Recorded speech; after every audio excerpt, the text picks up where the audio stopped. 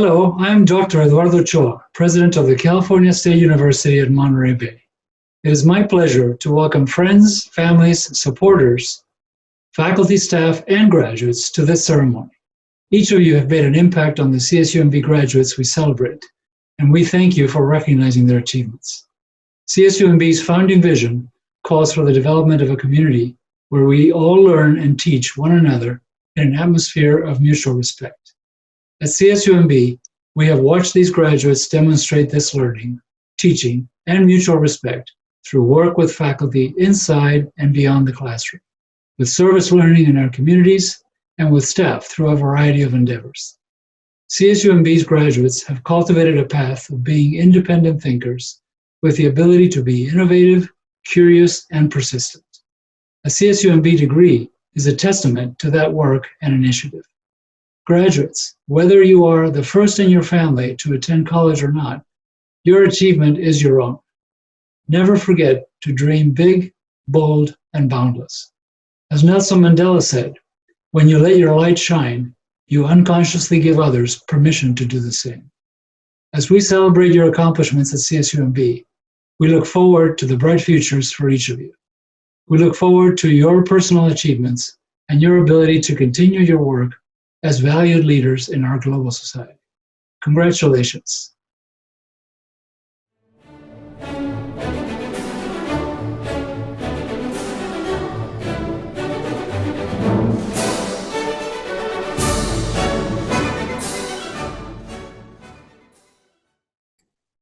Hello.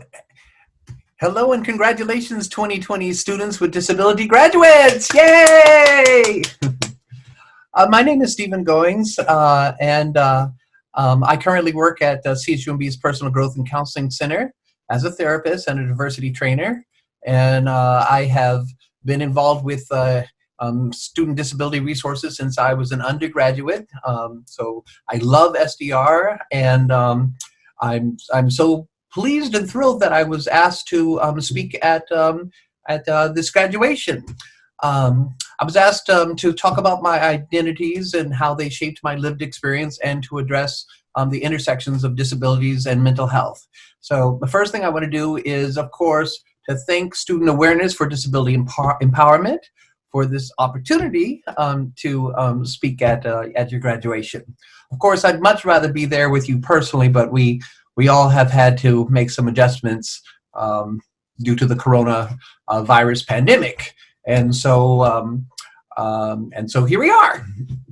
And I put on my graduate stole for you and put a little video virtual background of a previous Student Awareness Disability Empowerment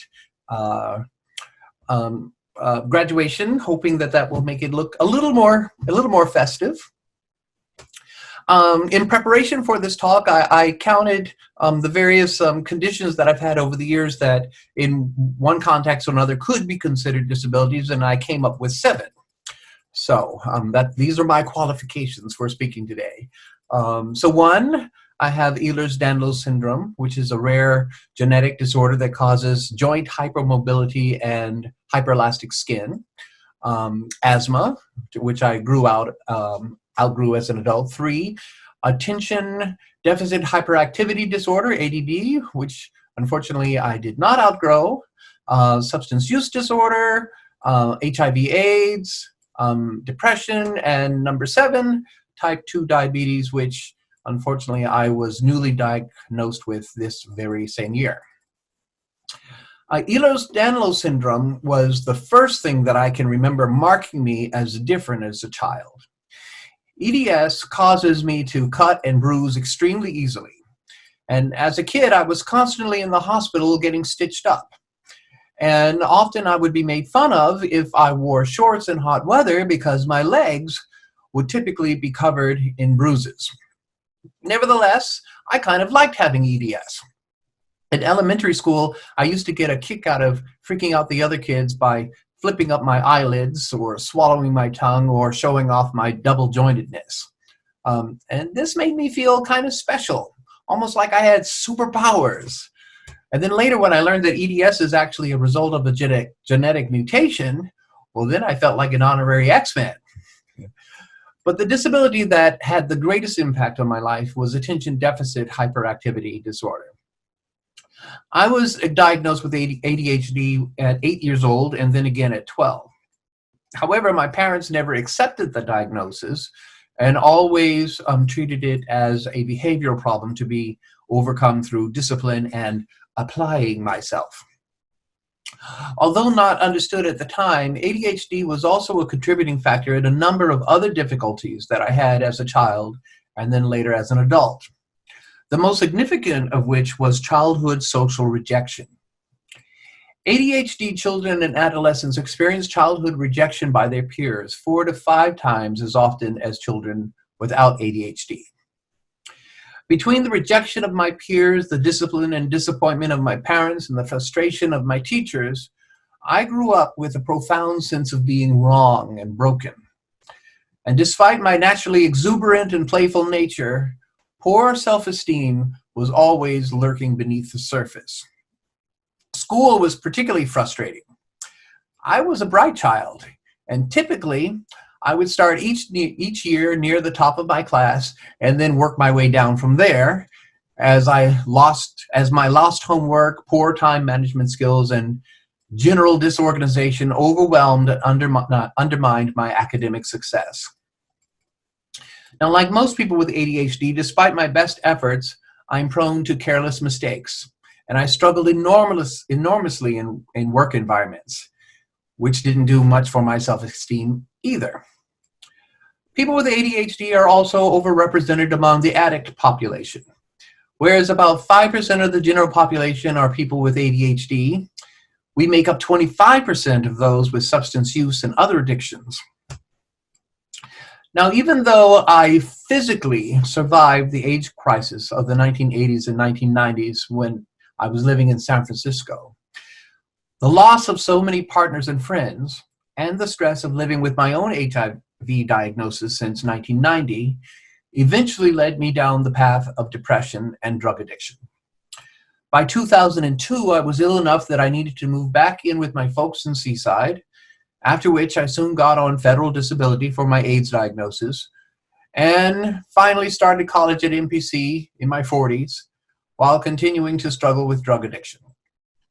In 2006, my subsidized housing through the Monterey County AIDS Project was discontinued.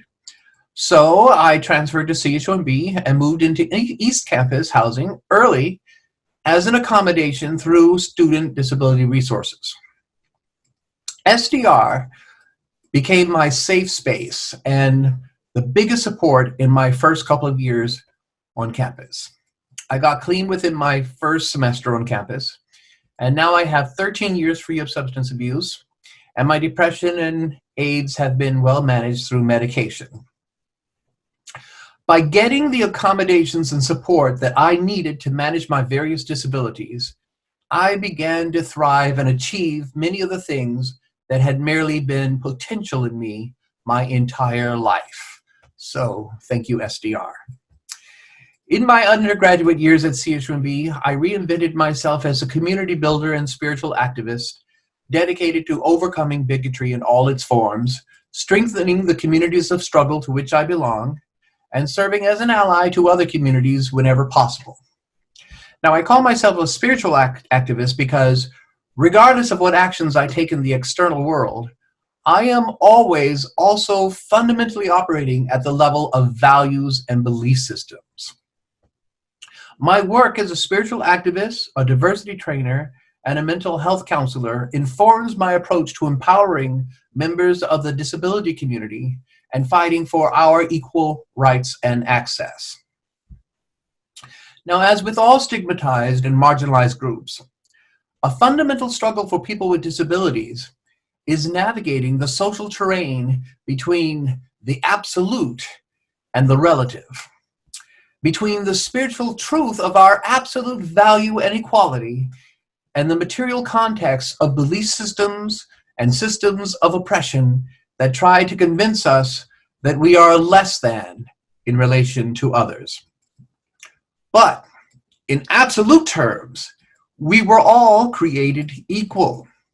we start from the assumption of radical equality, in which no human life is more valuable than another, regardless of the relative circumstances of differences in wealth, privileges, and yes, abilities.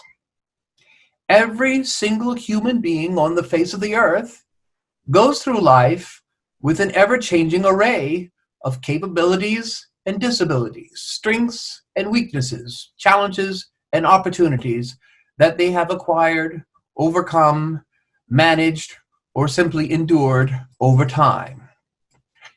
And so in that sense, we are not our disabilities, we just have them. Which is not to say that our disabilities don't matter.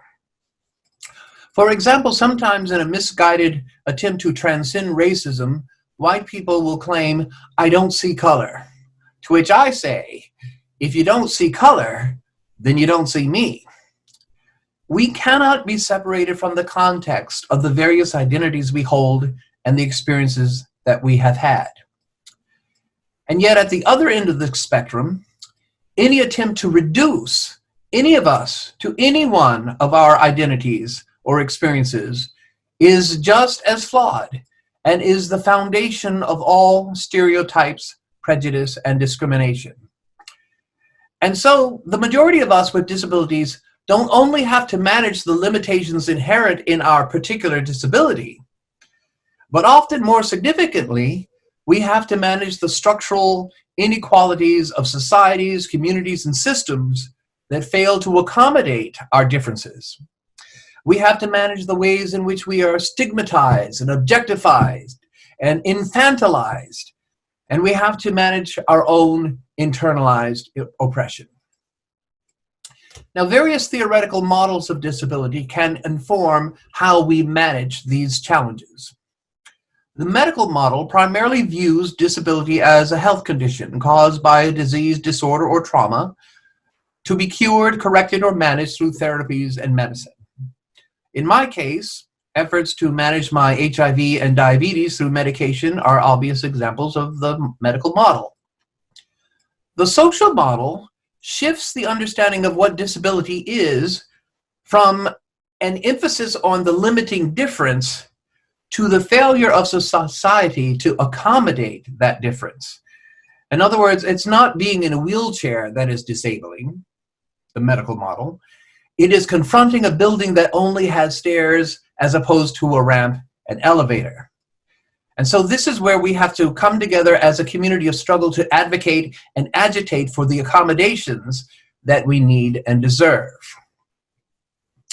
The social construction model, hold on, I've lost my place for a moment. The social construction model highlights the ways disabilities are often labeled and stigmatized as a form of deviance while emphasizing deficits and ignoring advantages. For all my struggles as a person with ADHD, I am also endlessly creative, hyper-focused on the causes that matter to me, and work better than most under stress.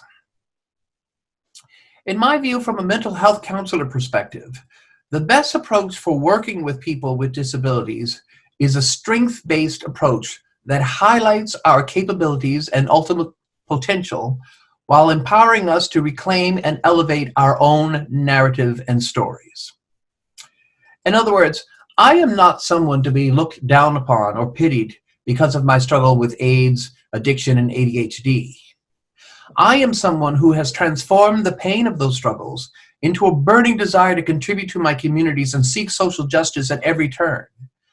I not only survived HIV, AIDS, addiction, and my various disabilities, but I've also survived being Black and gay in a racist and homophobic society. The quality of my life and the quality of my contributions to community changed for the better when I changed the narrative of my story from one of victimhood and brokenness to a story of success and transformation. And so, my dear graduates, as you reflect on your time here at CHMB, how will you frame your own journey towards graduation as a person with disabilities? This is a key question. And I recommend that you keep 3 ideas in mind. Number 1, whether you have a disability or not, graduating college is an enormous accomplishment. Your degree isn't given to you. It is earned through hard work and dedication. It's not something you're given, it's something that you take.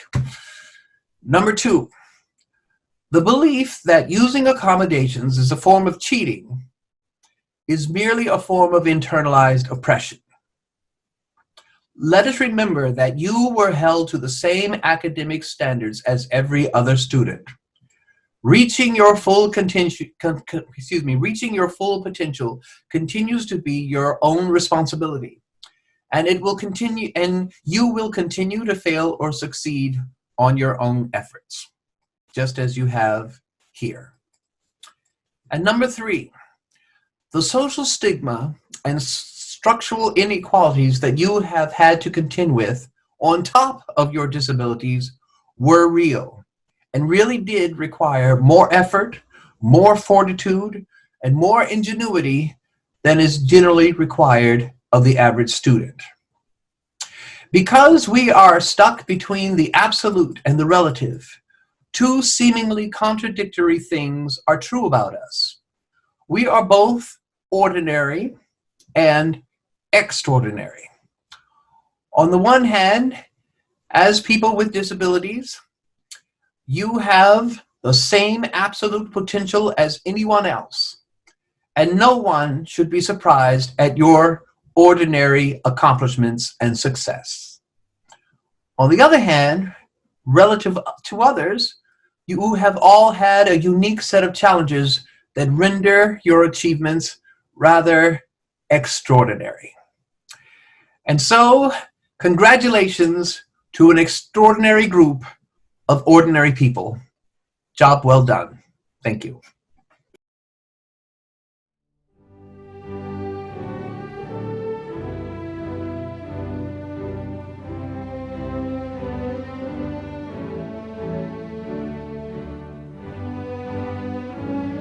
Jazz Kiart, Jessica Bartywash, BS Business Administration, Management and International Business.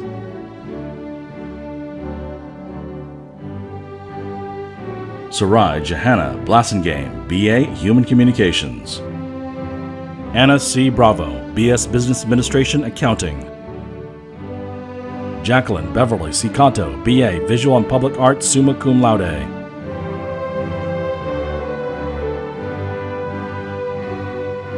Martin Cisneros Jr., BS Communication Design. Stephanie Nicole Ortez Cornish, BA Social and Behavioral Sciences.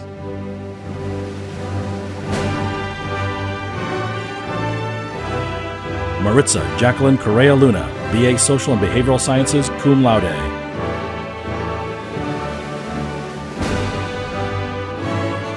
Matthew Gobayan, BS Kinesiology. Lillian Elizabeth Gephardt, BA Human Communication. Heidi Guzman Gomez, BA Collaborative Health and Human Services. Christina Marie Gumben, BA Liberal Studies. Brian Hogg, BA Communication Design. John Judge, Master of Business Administration. Sonia D. Kipka, BA Humanities and Communication. Casey Alana Kozel, BS Business Administration, Management and International Business.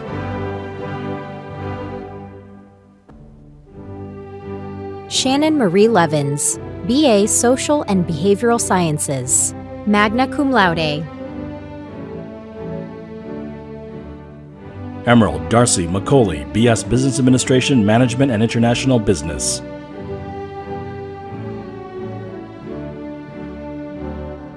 Ruby Ann Navarro, BA Human Development and Family Studies.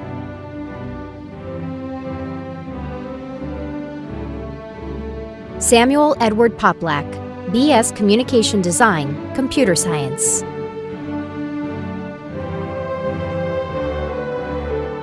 Josephine Castro Sanchez, BA Psychology. Ryan Shook, Master of Social Work. Gina Marie Silva, BA Human Development and Family Science, cum laude.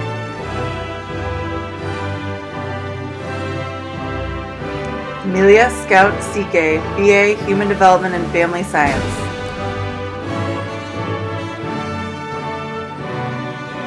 Ryan J. Sparks, BA Collaborative Health and Human Services.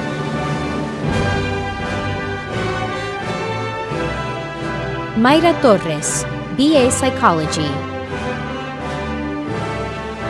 Dora Treba Plasencia, BA Human Development and Family Science. David Valenzuela, BA Environmental Studies. Jillian Van Balen, BA Humanities and Communication. Griselda Wall, BA Human Development and Family Science.